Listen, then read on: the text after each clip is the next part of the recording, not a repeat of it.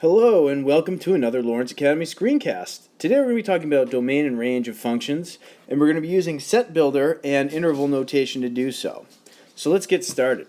First of all, let's define domain and range. Basically, domain is the set of all possible x's. And if the domain is a set of all possible input values, or x's, that means that the range is going to be the set of all possible y values, or outputs. So for domain, think x, and for range, think y. So now that we've had a chance to establish that, let's take a look at our first function here, which is this graph in here in between the definitions. So this is the function f of x, or y equals x. I'm going to write it as y equals x, just so we have that. And the major reason why I chose this one is that the domain and range are going to be the same. So ultimately, the domain is going to be all reals, and the range is going to be all real numbers.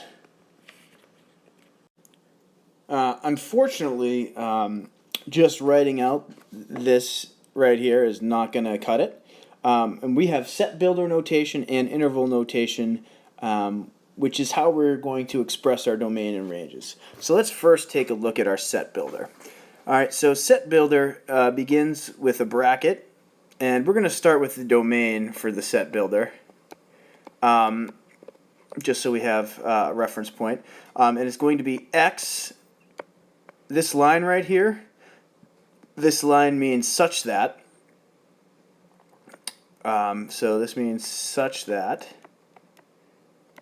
So it's x such that x is contained in the real numbers. Okay, so that would be the domain. The range would be very similar, except for instead of x, we'd do y. And this little funny looking e right here, that means is an element of or is contained in. Interval notation is a lot less formal, but there are some tricks.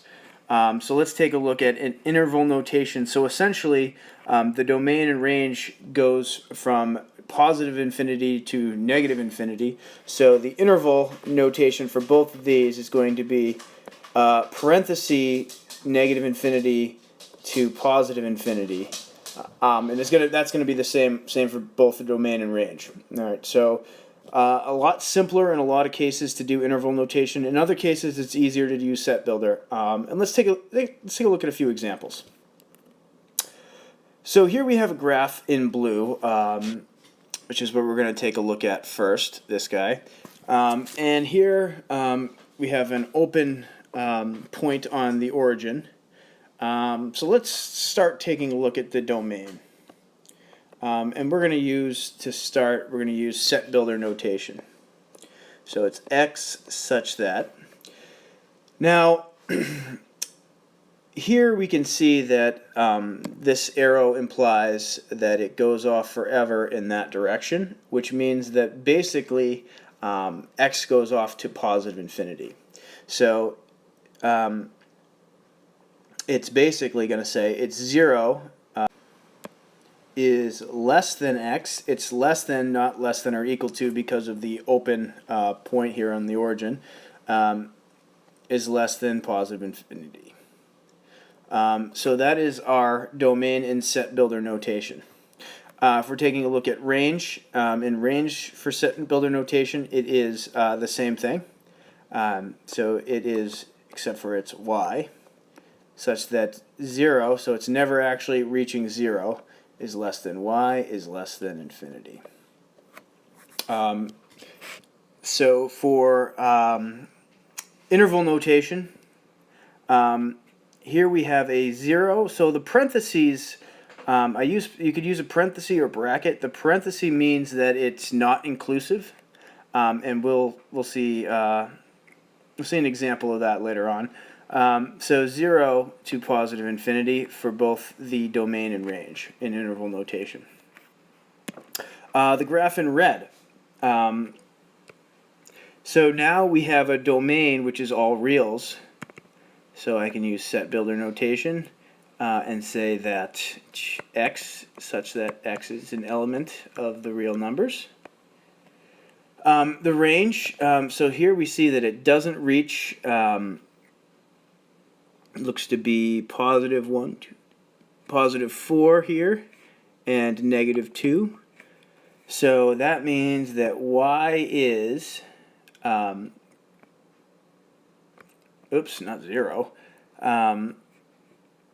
Y is going to be greater than negative 2, but less than positive 4. All right, so the domain, we've seen that, so that's negative infinity to infinity.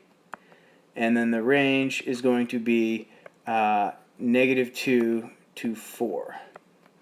And I'm using parentheses here. You always use parentheses for the infinite, but you use parentheses again because y will never hit negative 2 or negative 4. So let's take a look at a couple other examples. So we have tables here, and tables is one of the circumstances where I find it easiest to use set builder. And I would say for graphs, it would be easiest to use interval notation for me. But in this case, I think set builder is really the way to go, because you essentially have certain points here. This isn't this isn't a graph that you have to look at. You just have certain points. So for a set builder notation for these, I'm going to say x such that x equals 3, 4, 7, and 8. And then the range is y such that y equals 4, 9, and 10. So notice you don't have to do 9 twice, because even though there are 2 elements here, it's just the same. You only need to list it once. I hope this was helpful for you. As is customary, there will be some practice problems for you to try on your own. So here is 3 problems to work on. Make sure that you use both set builder and interval notation. Do the best you can. Good luck, and as always, thank you for watching. And there is your smiley face. Have a good day.